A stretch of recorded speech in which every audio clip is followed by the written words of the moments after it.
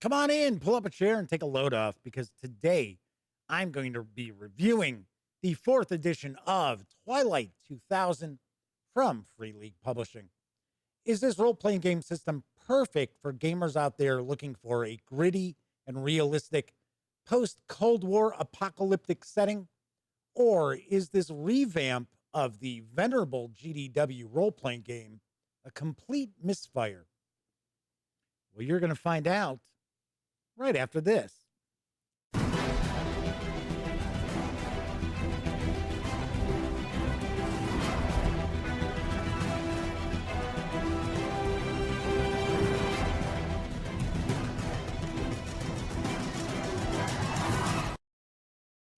Howdy, howdy, howdy, gang.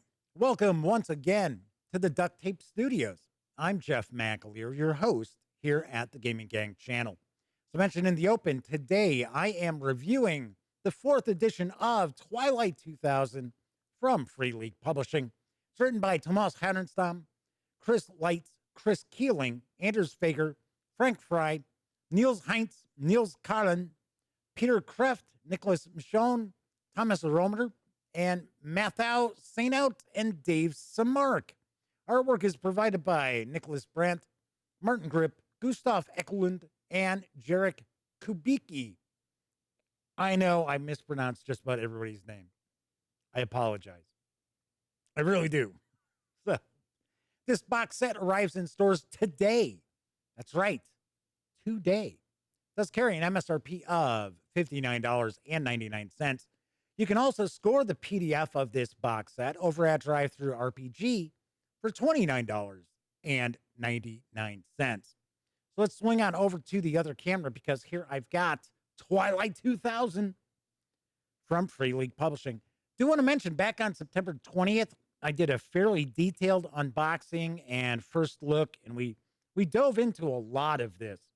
So if you want a much more detailed look at what's in this box, by all means, check that out. Also should mention, people out there are probably wondering, why did it take you so long to do a review when you did the unboxing on September 20th?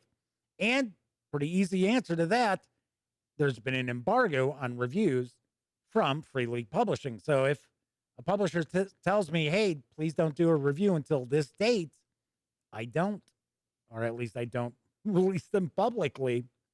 So that's why. And I know a lot of people out there who heard about the embargo thought, oh, it must mean this isn't a very good game. I don't think that was the case. I think it was more Free League wanted to make sure that all the Kickstarter backers got their copies in their hands before reviews started popping out there, because I know a lot of Kickstarter backers get very upset when they see reviewers with copies and they're still waiting. So I certainly think that was why we had the embargo. All right. So there's nothing in this box. I've taken everything out of it. So before we jump into the two different books, I want to show you some of the other items that are included in this box set. So we've got a series of encounter maps, and these are dual-sided. We've got 8 of them, so that gives us a total of 16 maps. And we've got various different locales, from urban areas to outdoor wilderness, farms, and so forth. Do want to mention that the scale of these maps is actually pretty large. So we have hexagons here. It's not a situation where you can only have one character or one vehicle, depending on the size of the vehicle, in one hex. You can have multiple PCs and NPCs in a hex because, like I said, you can tell just by the size that the scale is pretty large. I mean, that's supposed to be like a house. So, pretty big scale. Also should point out that there is a very serious tactical element to Twilight 2000's combat. And if you are a role player who or game master, I should say, who tends to work with theater of the mind representation, you're gonna have to adjust some things if you want to continue doing theater of the mind. And I'm the first one to point out that's how I run my games. Is I don't use miniatures or standees or anything like that. So we've got 8 of these. Good card stock. One thing I'll also point out, you're going to hear this a few times during this video, the component quality, production quality of everything involved in this box is top notch. Excellent. The artwork, some of the line artwork, it's not that I dislike it. It's just, I'm so used to seeing these days all that really eye-popping artwork in Free League publishing role-playing games. And granted, there's a lot of line art too. It's not all painted in digital, but I guess it was more for like a gritty and realistic sort of vibe, the line artwork, which you're going to see some in just a bit. We also have some scenarios included in the referee's manual. So we get a couple of maps for those scenarios. We also have a counter sheet, and we have counters to represent the player characters as well as NPCs and vehicles. We have some informational or environmental markers as well. Give you a little better look at these.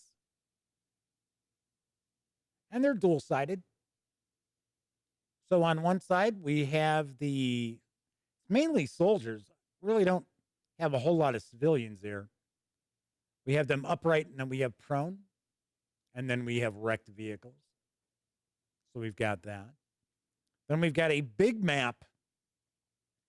If you are not familiar with Twilight 2000, essentially the Cold War goes hot, gets hot. In fact, it gets nuclear fusion hot in the year 2000.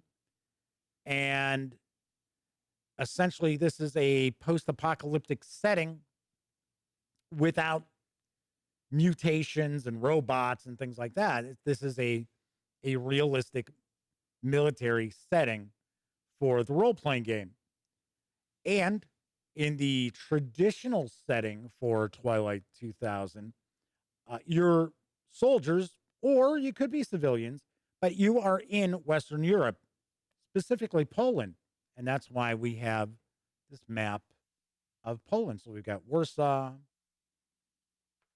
we've got Krakow down here, which I understand that Free League Publishing is looking to kind of revamp some of the old adventures from Twilight 2000. So it's possible we could see a free city of Krakow.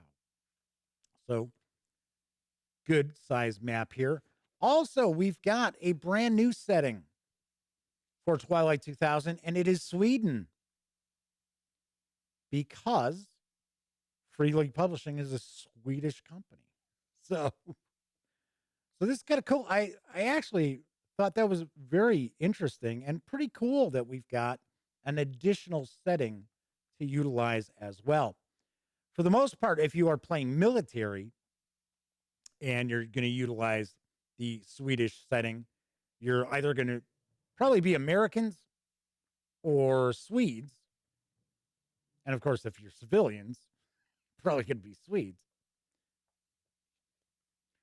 So we've got that. We also have a couple of sit reps for each of the settings. So we've got one sit rep for Poland to hand out to your players.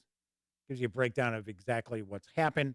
Essentially what's taken place, and this is really with both settings, is that there was a big battle and NATO forces have lost. And of course, there have been nukes dropped, and not just in Europe, also in North America, Soviet Union. So everything has pretty much fallen apart. And you're part of Operation Reset. But essentially what you're trying to do is just either, find a safe haven or create a safe haven, or maybe make your way back home. The The player's manual actually kind of goes into a little bit of detail about the sort of campaign and what the player's objectives should be. So we get some blank player character sheets as well. There's also dice and cards, but we're going to take a look at those last because I'm going to zoom in, give you a little better look at it. So I'm going to jump into the player's manual. I am going to skip a bunch of pages, just so you know. I'm also going to be staying up here, picture in picture. So I am going to be cutting off the upper left portion of the books.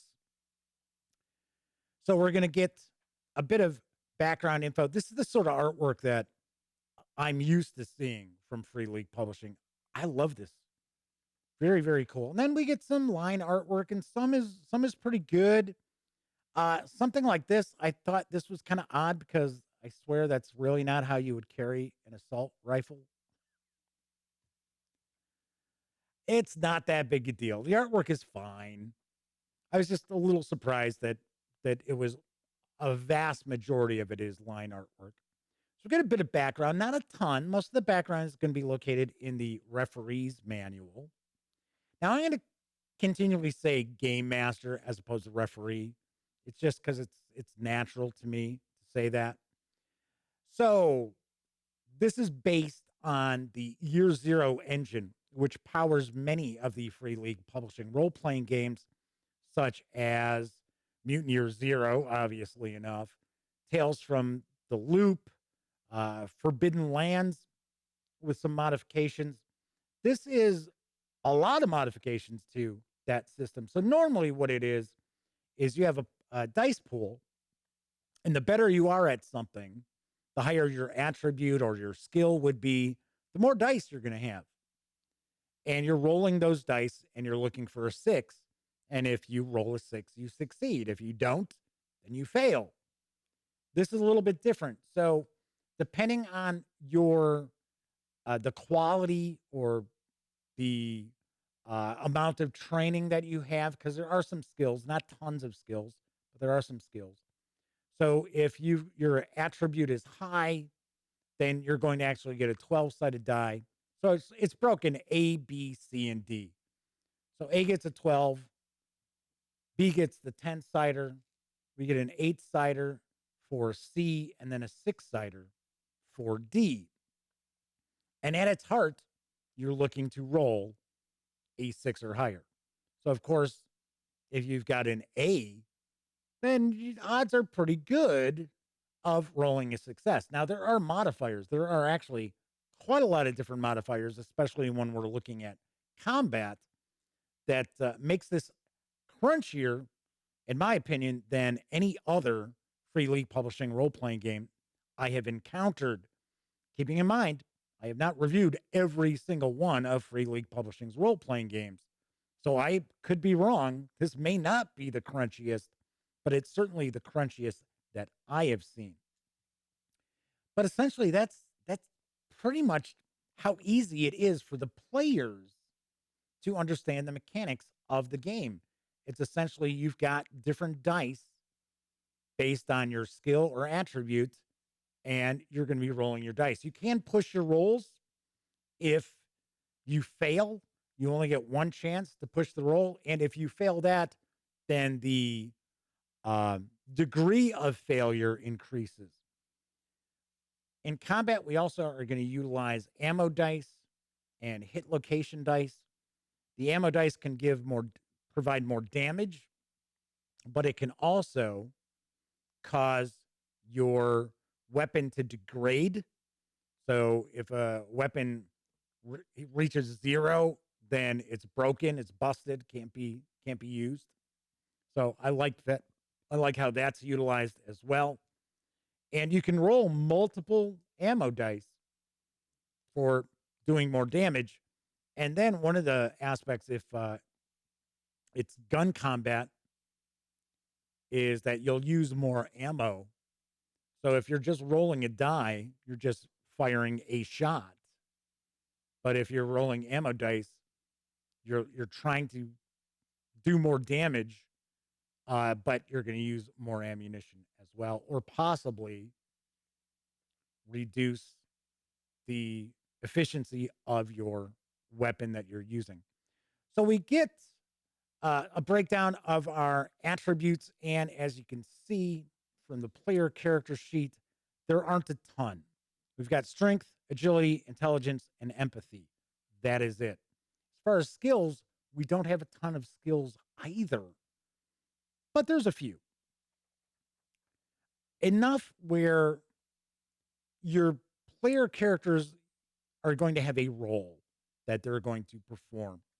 You also have a moral code that you're going to have to come up with. You're going to have a big dream. You're going to have a buddy. And these are all aspects of the character that are going to just add to more role-playing opportunities. So we do have some archetypes. So if you want to just jump right on in, we've got archetypes available. There are 9. We've got the civilian, the grunt, the gunner, the kid, the mechanic, the medic, the officer, the operator, and the spook. We also have an option where if you don't want to go with an archetype, they have life paths for character generation. So we've got a bunch of different tables that you're going to roll on, different options you're going to choose from. And then we also have some information about developing your character as well. Get into the skills and specialties. And essentially, like I said, we don't have tons of different skills in the game. Of course, each of the skills are going to have an attribute that they build off of. And there are also specialties as well. So to kind of give you an idea, ranged combat specialties, we have archer, reloader, rifleman, sidearms, sniper. Those are the specialties you can choose from if you have the ranged combat skill. Well, but there's not a ton that you really have to dive into. Like I said, you're going to have plenty of options as far as customizing the player characters. It's just you don't have tons of skills and feats and a variety of, there are no 8 different attributes. There's only 4. But there's plenty there to cover the system and to provide for a good mix. So we have combat and damage. I kind of talked about combat a little bit. You have different actions you can perform during combat. As I mentioned, this has a very tactical feel to it. That's why we've got the hex maps. There are loads and loads of modifiers, both positive and negative, that can take place in combat as well. We have close combat and ranged combat. So I'll give you an example. We've got all different kind of modifiers. You have modifiers for cover, or is the attacker prone, or is it a quick shot if you're firing a gun and you didn't take a quick action to aim? There's a penalty for that. There is not a system of advantage or disadvantage. So you're not rolling multiple dice. Say, for an example, I've got advantage and I've got an A, so I'm going to roll 2 12-sided dice. Or I've got a disadvantage and I have to roll the 2 and take the worst of the 2 rolls. It's not the case. Remember, you can push your rolls. So you have to track ammunition as well. Something I do want to mention there is the coolness under fire factor for the player characters. Some gamers may not like that because it's going to take some agency away from the player. Just like some players out there do not like the sanity rules for Call of Cthulhu. You go temporarily insane, it's very possible that the game master is going to actually take control of your player character for a short period of time. Some people don't like that. Same thing kind of takes place here with the coolness under fire, where you might panic or you may be suppressed. And, you got to keep your head down. You can't really do anything as you're being under fire. There's a possibility of, being routed and running off. There's morale involved with this. Your group will have morale based on the coolness under fire of all the player characters. There are critical hits, critical injuries as well. Combat in Twilight 2000 is highly lethal, and it's not impossible to see player characters get a one-shot kill, both for and against them. So that's something to keep in mind that, don't, as players, don't jump into combat right off the bat because you might find yourselves in a whole world of hurt. And it's very easy to lose player characters in combat situations. So we have vehicle rules as well, vehicle maintenance rules. We get into a bunch of gear, so we've got different weapons. This is not all encompassing, but there is a lot of weapons that are statted out here. I should point out, like for critical hits, you have your weapons have a critical hit factor.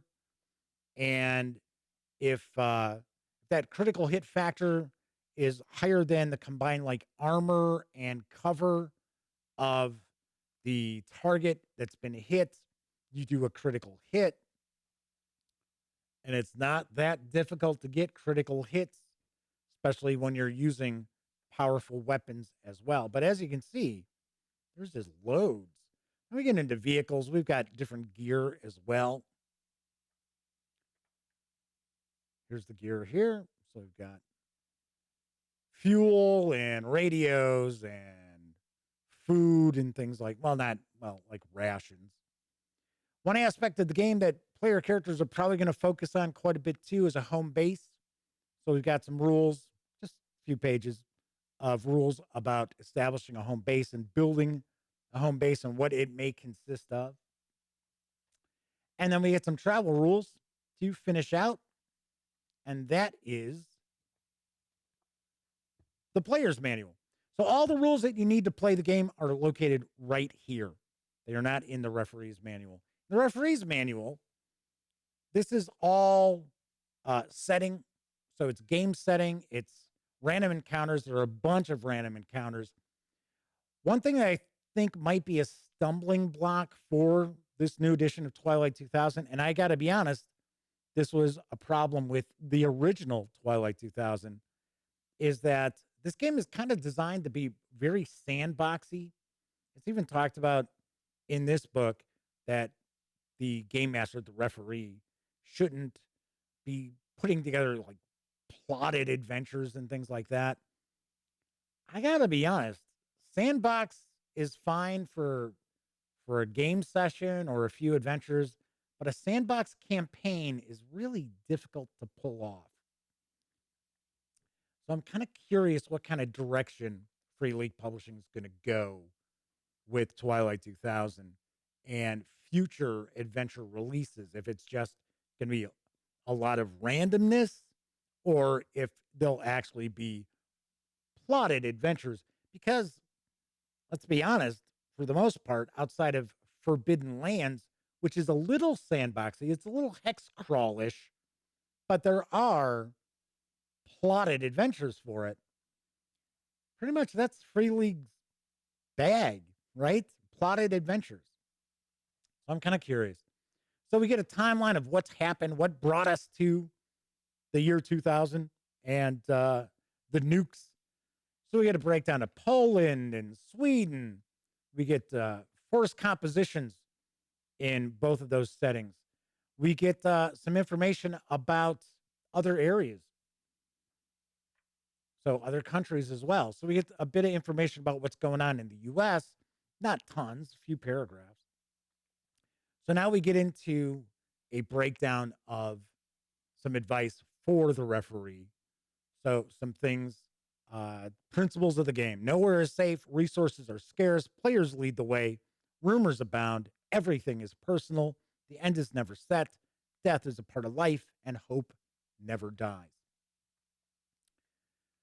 We get into encounters, and I will show you the encounter deck in just a few moments, but we've got loads and loads of encounters here.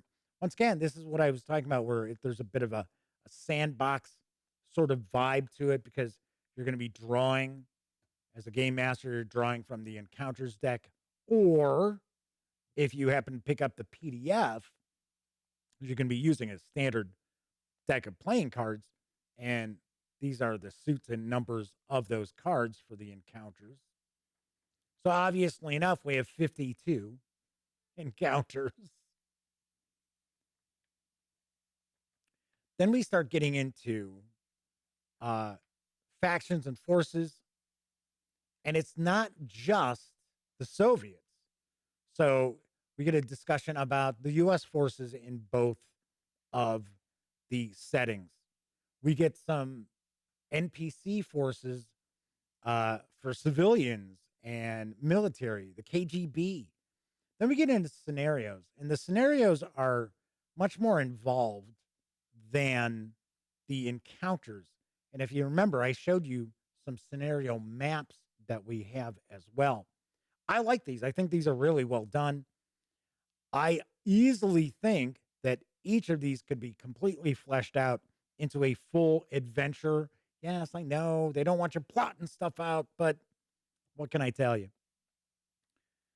So, another aspect of Twilight 2000 that's interesting is the NPCs have very small stat blocks. The player characters really, if you wanted to boil them down to stat block like that and put it on an index card, you easily could. So we've got the prison. We've got another America Town is one of the adventures, and it's a small town in Poland that is being controlled by the U.S. and it's like a slice of Americana there in Western Europe, but all is not as it seems. Got the Children's Crusade. That's another of the scenarios. The Burnt Town. So there are a lot of scenarios. We also have some scenario generation tables as well in the book. In fact, right here, scenario site generator. So even though we don't have a specific starter adventure or beginning adventure, there is a lot of adventure material in the referee manual here. And then we get some rules for conversion. So if you're utilizing other editions of Twilight 2000, how to convert it first, second, and third, we get some designer notes. That is the referee's manual. I want to say this is 112 pages. Yes, 112. Player's manual is 150. So remember, the price point of this box set is $59.99. Normally, and these are perfect bound, normally something like this, just if you were getting the player's manual here, most game companies would charge you about $40 for this.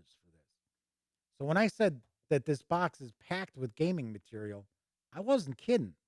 And both these books are jam-packed as well. So I'm going to show you the last of the items in here. So let's grab the dice. I'm going to zoom all the way in. Give you a little bit better look. So we get the ammo dice. So we get 5 ammo dice. We get 2 of each of the die sizes. So we got the 12s, we got the 10s. Whoops. Duh. The 10s, the 8s, and the 6s. We also get a hit location die. And these are cut dice. So these are not painted on. So these dice should hold up to repeated play. And the dice also have some little icons on there too to help you know if it's a success, right? So remember, a 6 or higher is a success. So you're going to see that we've got the 1 crosshair. We have some, if like for an example, if you've got a skill that's high, like a 12 or a 10, you can actually have 2 of the little crosshairs on there. So there's rules about that as well. Of course, we've got the dice with the 1 is kind of like a little blast. 1s are bad. 6s are good. All right, so we got the dice. We also have initiative decks. So in combat, you're not rolling for initiative. You're going to get a card from the initiative deck, and it goes 1 to 10.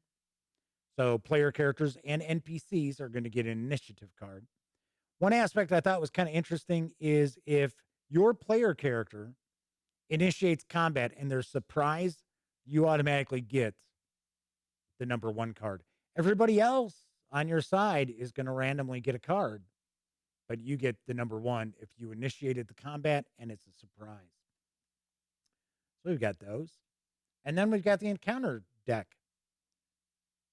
which we already saw the encounters in the referee's manual, but these are the decks of cards.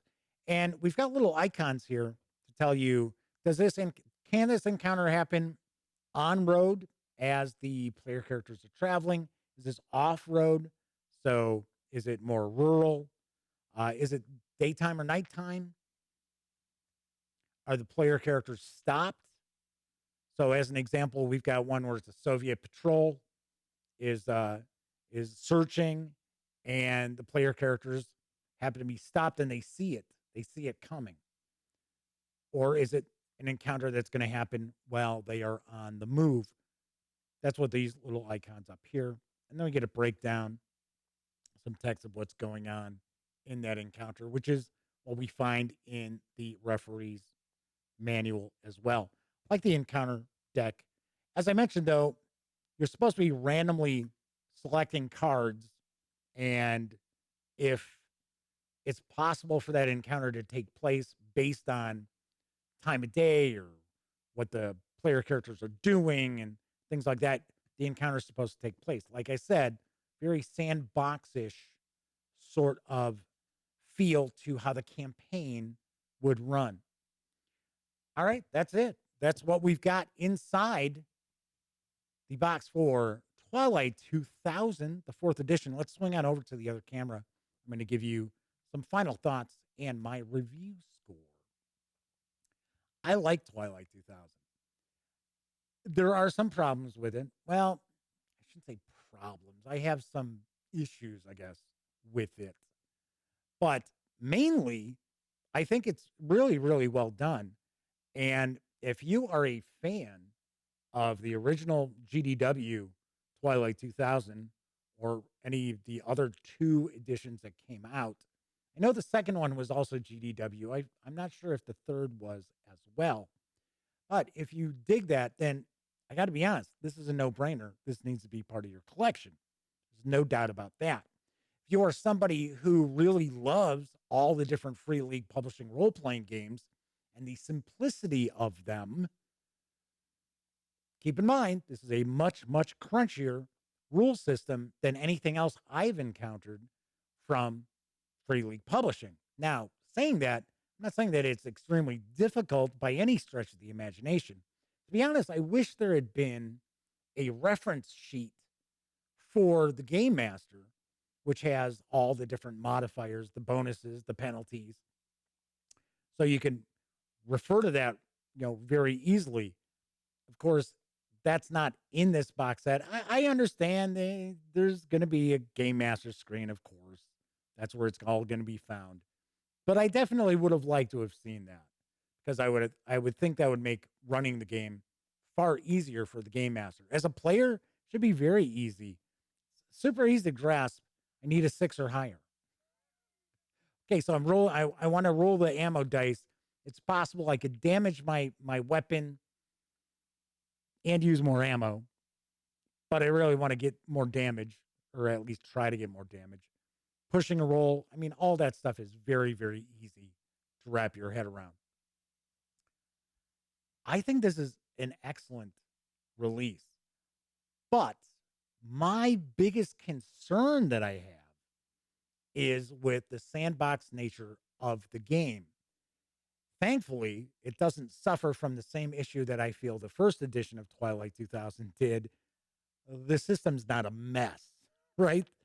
Personally, I thought the original Twilight 2000 mechanics were just a disaster. That's not the case here. But there is kind of a focus on this being a sandbox sort of campaign. And I think that would be fine in the short term. But in the long run, I can't imagine spending, months playing a game where everything is kind of random or very short scenarios. That's just me. Hopefully, we do see a bit more plotting in the adventures that are hopefully on the horizon from Free League Publishing. If not, yeah, oh well. I don't know. Me personally, even though they recommend not plotting things out, I would. It's just me. To me that I need to have that kind of continually have my creative juices flowing. I have to have kind of a jumping off point. Some people don't. It's just me. So on a scale of 0 to 10, I give the fourth edition of Twilight 2000 a very high recommendation. I give it an 8.5 out of 10. Once again, if you have any interest in this setting, it is a no-brainer to pick up Twilight 2000. I think you'll enjoy it quite a lot. All right, that's it for this time out. Once again, I'm Jeff McAleer. Thank you so much for watching. And if you like this video, by all means, please give it a quick thumbs up. Subscribe to the Gaming Gang channel if you haven't already. And if you do subscribe, ding that bell. It'll not only let you know when I upload videos such as this review, it'll also inform you of when my live stream, the Gaming Gang Dispatch, airs Monday, Tuesday, and Wednesday evenings on YouTube at 7 p.m. Central, as I bring you the latest in tabletop gaming news and first looks at tabletop games. And every once in a while, I also do a review. When you're not watching videos on the Gaming Gang channel, be sure to visit thegaminggang.com for all latest in gaming news, reviews, and a whole lot more. You know the drill. Get your geek on at thegaminggang.com. Thanks so much for watching, and until I see you next time, here's hoping you get to enjoy plenty of great gaming with your gang.